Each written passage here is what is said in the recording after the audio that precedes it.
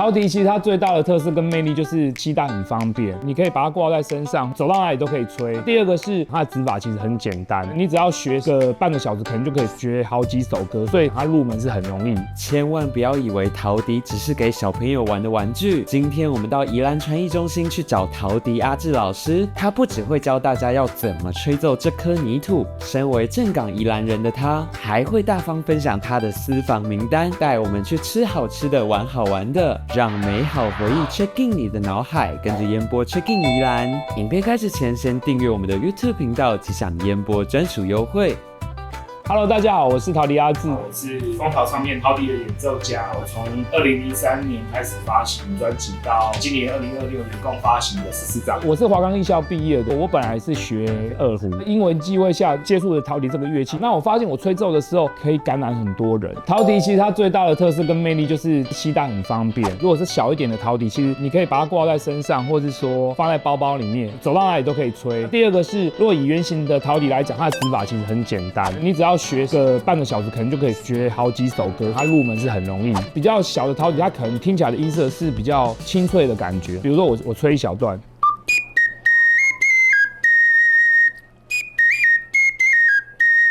它是很清脆的感觉。那如果你选择的是稍微大一点点的，它吹起来的声音可能是比较柔美一点的感觉。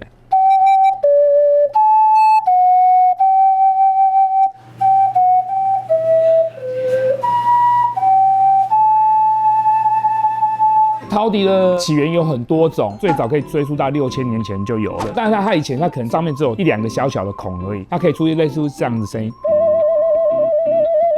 但那时候是没有音阶的，是吸引动物来，是这样子开始的。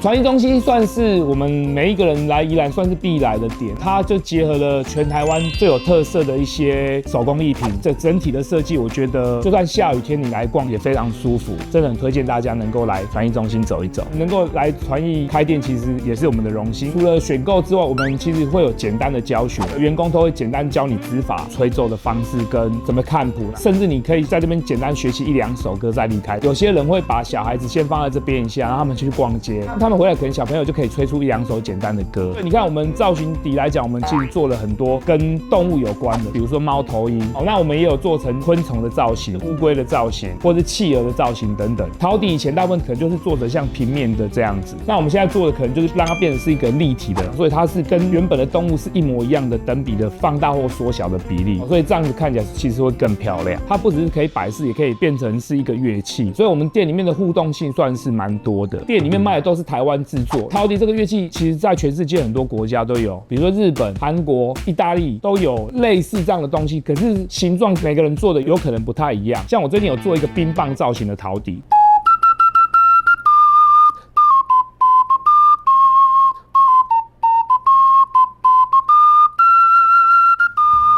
对，我现在吹的这个就是冰棒造型做的陶笛，应该就是算是台湾首创，其他国家也不会有。所以你带国外的朋友来，其实也很适合来逛一逛。我这一次最新的专辑《南岛微风》，这里面刚好有写了一首歌叫做《吉亚冰的竹鼻》，所以我们这次就是有买专辑，我们会赠送一个冰棒的造型的陶笛。这是我的第14张创作专辑，基本上我们就会到全台湾找一些不一样的素材。这次比较多的素材可能是在宜兰、花莲跟台东为主，尤其是大自然的环境，所以我们会尽量的去旅行，或是去找寻跟陶笛可以碰撞出的火花。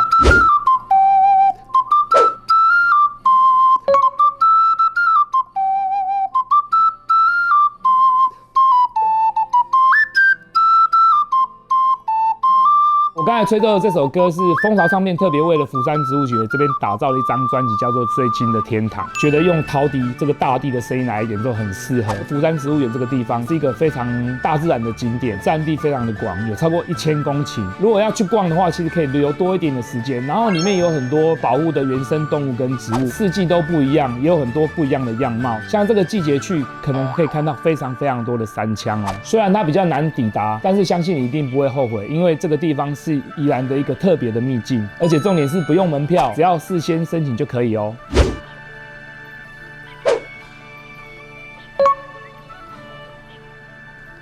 接下来我推荐的一个景点是渭水之丘，它是在一个半山腰上面，是用一个混凝土的建筑，可是又可以融入当地的地景，可以看到整个南洋平原，所以你在那边有一种俯瞰全世界下面的那种景色，很放松的一种感觉，在那边可以享受片刻的宁静。冬天的时候，周边会长满很多樱花树，非常非常的漂亮，在那边你会觉得好像仙境一般，因为陶笛其实就是土跟火的结合，加上我们吹其实跟风也有关系，所以我的作品大部分一定是跟台湾的土地做一个比较多的连结，所以我会到台湾的各个地方去收集一些想法或是景色，然后我把它放到脑海里面之后，我可能把它写成一首曲子。我去福山植物园或是去渭水之丘，我其实都很喜欢带着我的陶笛去，然后我就面向大自然或是面向空旷的平原，可能在上面演奏一首，然后抒发自己的情绪，就算在那边大口的呼吸，都觉得是一个非常舒畅的感觉。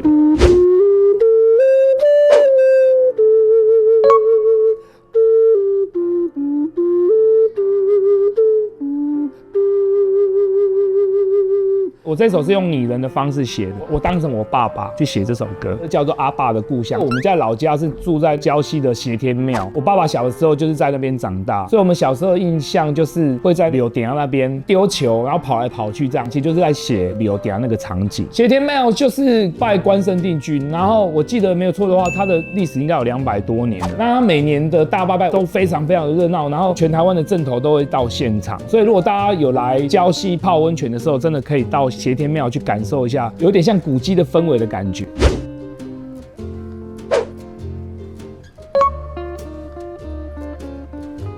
我们现在来到的是木庆的鱼丸老店，那我们今天点的是麻酱面、鱼丸汤、桃扣阿爸，还有这边的特色粉肠。我自己最喜欢的是它的麻酱面，除了有加麻酱之外，还有加的这种红色的这种调味酱进去，2种拌在一起，不会只有麻酱的味道，还有一种酸酸甜甜的味道，是蛮特别的。它的鱼丸汤吃起来很扎实，很有那种海洋的味道，黑白切都处理得很干净。粉肠我记得是宜兰这边特有的，吃起来的口感有一点点像蒟蒻的那种感觉，跟一般的香肠的口感是不一样的。我每次吃一口就会回想起小的时候这样。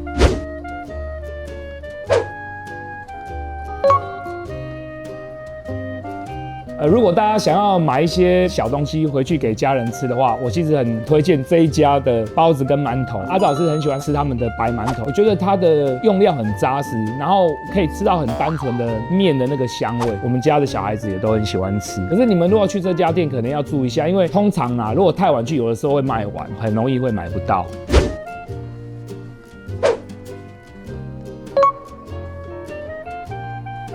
香好记的香酥饭，然后它炸的面衣很酥脆，重点是我觉得它的用料很扎实，所以每一口都可以吃到满满肉的味道。我觉得它 CP 值很高，这是最重要的，满满的料。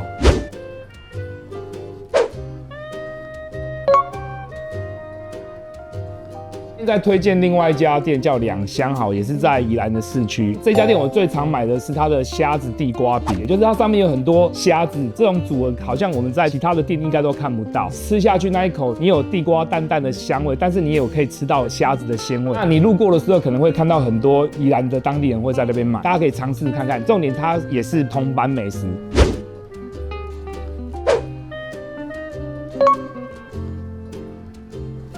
现在推荐一家宜兰市一家很特别的，叫宜大鸡肉串。它一串最便宜的只要10块钱，重点是它的料也是很实在，你吃起来没有负担，因为真的就是铜板价。买的时候你可以看到旁边它就有人真的用真的鸡肉在那边串，它的炸皮是比较偏台式的，是吃起来是比较酥脆，但是里面的鸡肉又很软嫩的口感 ，CP 值非常的高，绝对有超过10块钱的价值哦。因为这家店刚好在学校旁边，所以它人气非常的旺，你会看到每一个人都点10串、20串、30串的大有人在。可能真的要排队排一下子，不过真的非常非常推荐大家去试看看。今天分享了很多宜兰的美食，还有宜兰的景点，那也希望大家听到我的推荐，可以花一点点时间留下来，多来宜兰走一走。很欢迎大家稍微深入一点点的玩，而不是说好像吃一下那个烤鸡，然后泡一下温泉就离开，其实是蛮可惜的。所以这次阿志推荐的景点都是比较深山一点的秘境，所以可能真的需要花更多一点的时间停留下来。推荐大家一定要在这边多玩几天，大家也不要忘记要订阅陶笛阿志还有烟波饭店的 YouTube 频道哦。烟波 Check in 宜兰，吃喝玩乐一把抓，订阅我们，带你认识更多台湾在地好滋味。我们下期影片见啦！